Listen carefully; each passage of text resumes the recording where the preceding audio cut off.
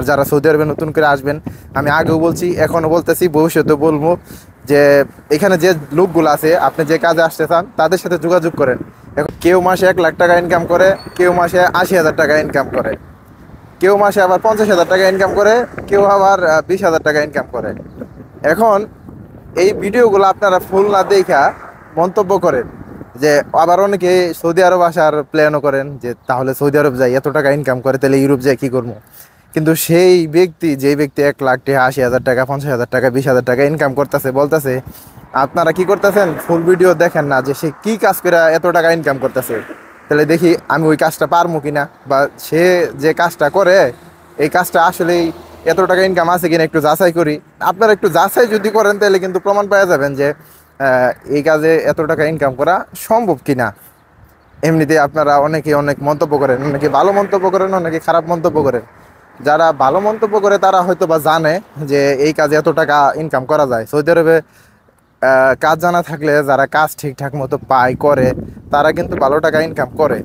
এটা শুধু আমি না, যারা বর্তমানে আছে তারা বলতে পারবো। আবার অনেকে কাজ জানা আছে কিন্তু কাজ পাইতেছে না, লোক নাই, মাধ্যম নাই, কোনো কাজ নাই। তাহলে কাজ জানা থাকাও কোনো লাভ নাই। অবশ্যই এখানে আসতে হইলে আপনার এখানে লোক ধরতে হইব, সেটা হোক আপনার ভাই, আপনার আত্মীয়, আপনার যে কেউ।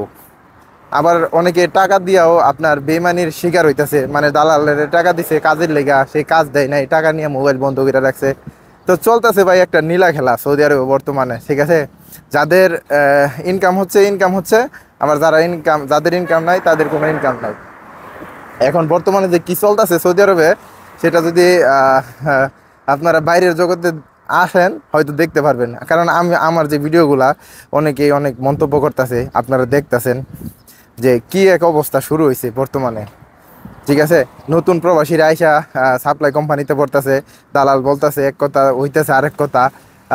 অনেকে চাচা বেইমানি করতেছে।